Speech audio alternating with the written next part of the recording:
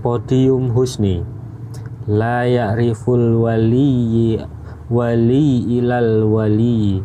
Tak tahu wali kecuali wali, tak tahu penyair kalau bukan penyair. Biarlah Husni Jamaluddin penyair diketahui, dipahami, dimengerti, dihayati, dituliskan oleh para penyair. Aku bukan. Pernah kutulis puisi ribuan bahkan, tapi tak membuatku jadi penyair. Penyairku gagal total. Alhamdulillahirabbil alamin. Puji Tuhan. Pernah kutuliskan ribuan esai, kuterbitkan 52 buku, tapi paling jauh sekedar membuatku jadi penulis. Aku penulis yang tak diakui oleh diriku sendiri. Apa itu penulis? Apa itu penulis di hadapan Iqra? Masih adakah makhluk bikinan yang stagnan hidupnya dalam kebanggaan sebagai penulis di kungkungan Al-Arsy Al-Adim, semesta maha agung yang tak terpahamkan ini? Penulis tak tahu malu, penulis tak mengerti diri, yang bangga jadi penulis, matilah sebelum mati. Sudah kubunuh penulisku, telah kubatalkan eksistensiku, telah kutanggalkan diri satu second sesudah ku ketahui bahwa diriku sekedar seakan-akan diri. Kalau diperkenankan, di sisa hidupku aku berpura-pura tak kenal diriku, karena sang diri menelanjangiku. Tak kupunyai saham apapun, segalanya barang pinjaman, juga yang seolah diriku ini. Sahamku 0%, tak berhak aku atas segala jabatan, sekedar pun jabatan sebagai manusia. Telah kukembalikan semua barang pinjaman ini kepada pemiliknya, tanpa perlu ia mengambilnya kembali melalui malaikat maut. Husni Jamaluddin, kekasihku di Tuhan. Melintas-lintas sejenak di dunia hina dina, sekedar untuk mentertawakannya. Tak sanggup kutuliskan apa-apa. Bisa aku ketik 5 tulisan dari satu pertandingan sepak bola, tinggal mengimajinasikan suatu mapping dimensi-dimensi. Memperluas lapangan bola menjadi lapangan nilai, menentukan angle-angle, menyerahkannya kepada otak, kemudian otak memberi perintah kepada jari-jari di atas keyboard komputer, dan 5 tulisan itu bisa terselesaikan kurang dari 2 jam. Karena untuk menulis tak kuperlukan energi atau kesibukan, hanya sedikit waktu. Allah pinjamkan hardware si otak ini. Setiap saat ia memancarkan gelombang elektromagnetik yang ia sebut akal, sehingga si otak melakukan pekerjaannya, yakni berpikir. Otak berpikir atas pertolongan akal. Otak yang berpikir, aku tidak. Aku tidur dan tatkala bangun otak lapor dan menyodorkan hasil kerjanya. Tanganku tinggal menuliskannya. Tetapi hal itu justru yang menyebabkan aku terbata tatkala harus menulis sesuatu berkaitan dengan Husni Jamaluddin. Apa gunanya 1000 kata diucapkan atau dituliskan di tengah nikmatnya percintaan kami yang sudah meninggalkan kebudayaan di belakang punggung? Kami berdua sering menulis puisi sekedar untuk konsumsi jiwa kanak-kanak yang bersemayam di badan manusia sepanjang hidupnya. Kami berdua meladeni dunia, konstelasi, era, zaman, peradaban, sebagaimana seorang kakek bermain-main dengan cucunya. Kami berdua menyanyikan ilmu-ilmu romantisme sosial, keasyikan bermasyarakat, sebagaimana seorang tamu menghirup kopi hangat dari cangkir yang disuguhkan dalam perjamuan yang sesungguhnya terdiri atas 90% kepalsuan. Kini harus kusapa Husni Jamaluddin dengan bahasa orang lain, bukan bahasa kami berdua. Maka untuk mengambil keputusan tentang satu kata buat Husni Jamaluddin dalam bahasa dunia, aku butuh tak kurang dari setengah tahun. Namun kukerjakan dan kuhayati peran di dunia ini seolah-olah sungguh-sungguh aku hidup di dunia dan dengan dunia. Kucoba tuliskan itu semua seakan-akan Husni Jamaluddin memerlukannya, sehingga setengah tahun itu berisi hari-hari dengan duri goib yang menusuk-nusuk kalbuku. Kurelakan pemeranan ini. Duri itu berasal dari kedalaman kalbu itu sendiri. Duri-duri membuat jiwa perih, karena ia berasal dari lubuk kandungannya sendiri. Siksaan tak terperikan karena wujudnya di gambar perasaanku adalah semacam pengkhianatan cinta. Semakin tak kutemukan kata-kata itu buat beliau, semakin kukutuk diriku sendiri karena tak sanggup menuturkan satu kata setia kepadanya. Padahal sudah 36 tahun aku menulis puisi, dan kini tiba di puncak kebodohan. Ternyata ribuan puisi yang pernah kutulis itu hanya karangan dan bukan kesejatian. Pantas aku disebut pengarang, dan betapa dungunya aku pernah sesekali berbangga disebut pengarang. Husni Jamaluddin menyapa hidupku berpuluh tahun dengan hidupnya. Setiap dan seluruh sapaannya mencampakkanku ke ruang kesejatian. Sapaannya kepadaku bukan sapaan seorang penyair, bukan sapaan seorang warga negara dari suatu kekonyolan yang bertele-tele yang bernama negara Indonesia, Orba, reformasi, sistem pemilu, hipokrisi, visi dan misi, talkshow ABG, era komunikasi informasi, badut-badut deretan kepalsuan, estafeta kesementaraan yang ujungnya kelak berupa overpopulasi yang tak tertanggungkan, tercecer-cecer dan terboroskannya bahan energi, peradaban nutrisi rendah bersamaan dengan sirnanya kesanggupan umat manusia untuk memahami martabat kemanusiaannya sendiri, kemudian kehancuran. Tidak ada satu huruf pun di antara Husni Jamaluddin dengan aku boleh direbut oleh kekonyolan-kekonyolan itu. Dulu, waktu masih muda, bolehlah kami barang beberapa puluh persen meladeni tipuan dan kehinaan zaman. Sejak beberapa lama ini kami sudah tua, dan hanya orang tua, yang tidak mengingatkan diri pada ilmu tua. Kunci ilmu tua sangat sederhana, memahami dan mengambil hanya yang sejati dan abadi. Miliaran anak-anak muda menghabiskan isi bumi, menjalankan kebudayaan pesta dan peperangan-peperangan tak berkesudahan, menyia-nyiakan usianya berputar-putar untuk hanya sebagian sangat kecil di antara mereka yang tiba pada ilmu tua. Ilmu tua menertawakan setiap manusia karena segala yang ia perjuangkan, cita-citakan, harapkan, dambakan, tempuh dan ikhtiarkan, sampai pun dengan cara merampok atau mengemis, sesungguhnya adalah sebuah kenyataan sangat bersahaja yang sudah ada padanya, yang semua orang sudah sejak awal memilikinya, terselip di sudut jiwanya, namun hanya bisa ditemukan oleh mata sejati dan mata abadi. Ya dunya ghurri ghairi laqad talaqtuka salasatan, kata si pintu ilmu Ali bin Abi Thalib yang Allah memuliakan wajahnya. Wahai dunia, kamu mendekat-dekat padaku, berusaha keras merayu-rayuku. Sudahlah, berhentilah, karena diam-diam jauh di lubuk hatiku sudah kutalak 3 kehebatanmu. Wahai dunia, ku genggam engkau di tanganku, ku selipkan di salah satu jari-jariku. Cukuplah itu bagimu. Berhentikan mengharapkan agar aku memasukkanmu ke dalam hatiku. Yang berhak mendiami hatiku adalah kekasih-kekasihku, dan engkau tak punya apapun untuk pantas menjadi kekasihku. Terimalah nasibmu, wahai dunia. Uruslah jabatan, karir, segala khayalan tentang kemajuan dan pembangunan. Aku mensupportmu dalam posisi itu. Tetapi hentikanlah mimpi untuk menguasai hidupku, apalagi untuk mendapatkan tempat persemayaman di kandungan jiwa cintaku. Aku sedang sedikit melanggar aturan, menguakkan sedikit jendela agar engkau mengintip sekilas ke dalam ruang kehidupan jiwa Husni Jamaluddin yang sesungguhnya, yang engkau mengenalinya secara superficial dan artifisial melalui wujud-wujud remeh bahwa ia adalah penyair, eseis, penulis, budayawan, strateg atau apapun.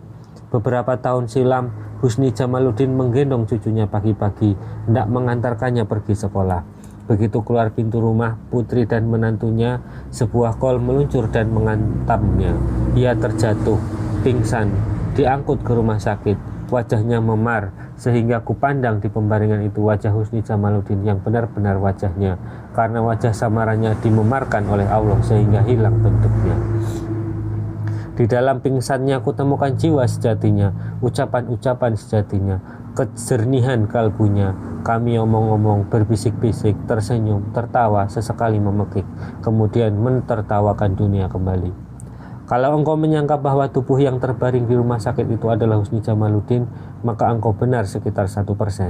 Karena kalau engkau menyangka badan terbaring itulah Husni Jamaluddin sepenuhnya, maka engkau tak akan mengenalinya.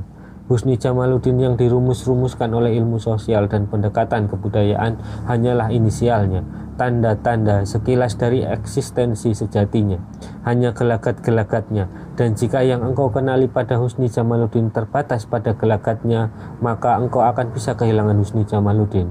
Maaf, aku tak akan pernah kehilangan Husni Jamaluddin. Kalau engkau sekarang memandang jasad wajah Husni Jamaluddin, takkan engkau temukan satu goresan pun yang bisa menceritakan kepadamu peristiwa pagi ketika kol meluncur itu menabraknya, melemparkannya, dan menghancurkan lukisan jasad wajahnya. Sudah kubilang, yang ditabrak kol itu bukan Husni Jamaluddin. Di masa mudanya, Husni Jamaluddin menyetir mobil di jalan tol dan tak ada sisa ruang pada pijakan gasnya karena ia gaspol habis. Tetapi ia tak perlu menjadi pembalap. Kalau pakai idiomatik bahasa Jawa, Husni Jamaluddin adalah lelananging jagat, lelakinya dunia. Tetapi lelakinya maupun kelelakiannya tidak pernah sanggup memenjarakannya, tak sanggup menguasai Husni Jamaluddin yang sesungguhnya. Ia bukan sebuah primordialitas yang bernama seorang lelaki, penulis, tokoh, atau apapun. Bahkan primordialitas sebagai manusia juga tak bisa menghalangi langkah kesejatiannya.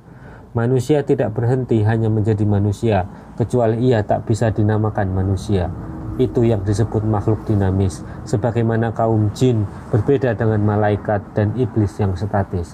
Manusia dan jin adalah makhluk kemungkinan, malaikat dan iblis adalah makhluk kepastian. Malaikat hanya punya satu kepastian, ya'malu ma yu'marun, mengerjakan yang diperintahkan. Manusia dan jin memperoleh peluang demokrasi, mentakdirkan dirinya sendiri sampai prosentase tertentu.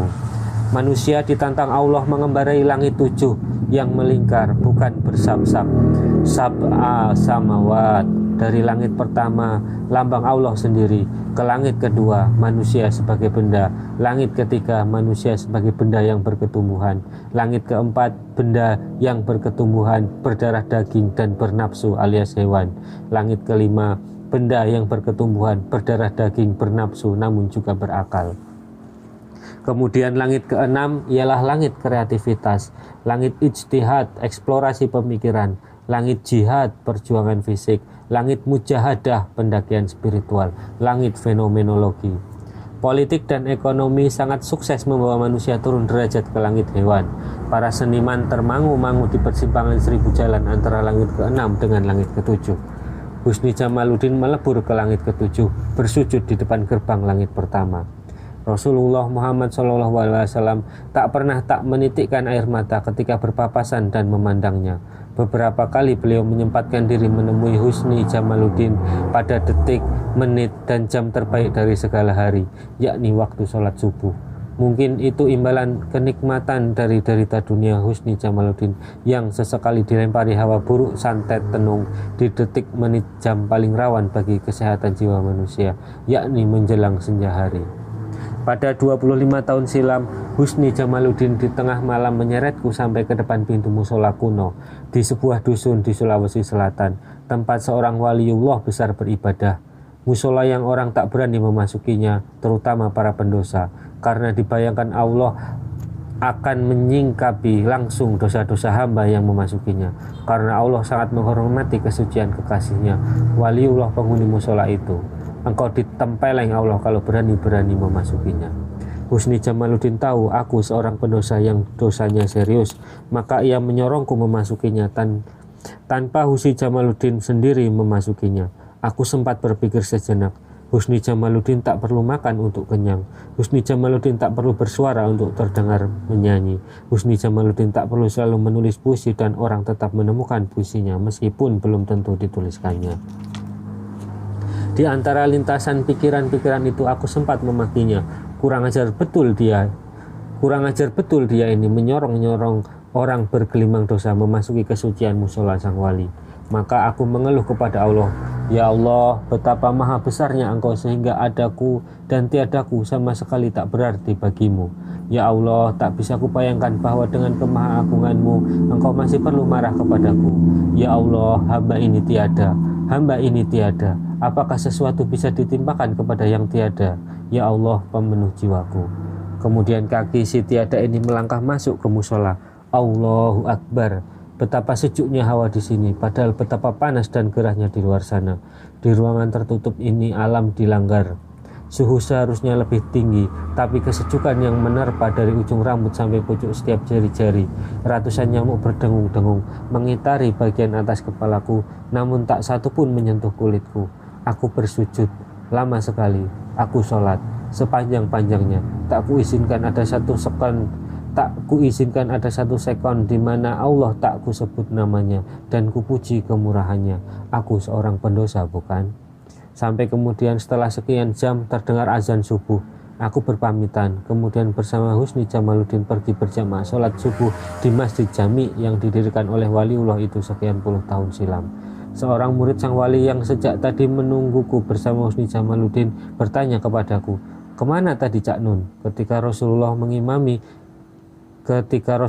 mengimani sembahyang para rasul, para aulia. "Kemana Cak Nun? Kok tak kelihatan?" Aku menjawab sekenanya, "Aku nimba di bagian samping masjid supaya lancar wudhu beliau-beliau." Kemudian ketika sholat jamaah berlangsung, aku hilir mudik menjaga dan mengawasi segala sesuatu di sekitar masjid agar aku tidak cemas dan yakin bahwa segala sesuatunya berjalan lancar.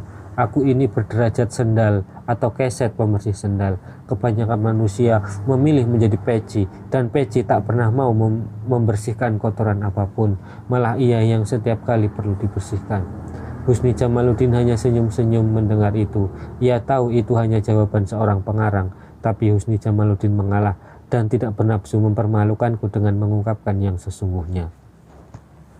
Itu semua majelis yang sesungguhnya dari Husni Jamaluddin, podium sejatinya, makomnya, titik koordinat di tengah kosmosnya. Apakah engkau menyangka Husni Jamaluddin adalah yang kau sangka Husni Jamaluddin? Apakah tak sesekali engkau mengira Husni Jamaluddin bukanlah yang kau kira Husni Jamaluddin? Apa artinya 10.000 puisi yang andaikan Husni Jamaluddin pernah tulis dibanding liqaun adim, perjumpaan agung ia dengan Rasulullah SAW? Hidup kita dipenuhi oleh perjumpaan-perjumpaan hina dan culas dalam politik, perjumpaan-perjumpaan rakus serakah dalam berekonomi, serta perjumpaan-perjumpaan penuh takhayul dan mitologi dalam berkebudayaan. Husni Jamaluddin bukan tak pernah berada dalam liqaun jahil semacam itu, tetapi ia selalu mengerti kemana sesudahnya harus pergi, karena Husni Jamaluddin mengerti muatan perjumpaan agung adalah misakan golido, perjanjian cinta yang mendasar dan kenikmatan rindu, bukan cinta dan kerinduan semacam punya kita di mal-mal, kafe, kantor, atau gedung kesenian. Datanglah ke Husni Jamaluddin, minta ia ajak engkau ke majelisnya. Untuk itu jangan seramkan wajahmu, tapi tersenyumlah. Jangan formalkan perilakumu, tapi mesralah. Allah bukan presiden, bukan kepala kantor, direktur perusahaan, komandan kodim, atau preman. Di setiap majelis pengajian, biasanya Rasulullah menghindar untuk duduk di samping atau di sekitar para sahabat yang perokok. Rasulullah pasti tahu bahwa perokok pasif lebih rawan nasib kesehatannya dibanding perokok aktif. Menantunya Ali bin Abi Thalib juga sangat toleran dan bersikap protektif terhadap mertuanya ini dengan selalu mencuri start duduk di samping Rasulullah agar para perokok tak mendekat. Sering akan terlalu kentara upaya proteksi Ali atas Rasulullah itu, sehingga Rasulullah mungkin merasa agak risih tak enak hati kepada yang lainnya.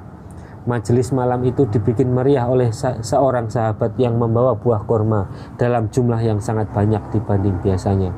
Pelan-pelan tapi pasti seluruh jemaah akhirnya melihat Rasulullah berperilaku agak aneh dengan kurma itu.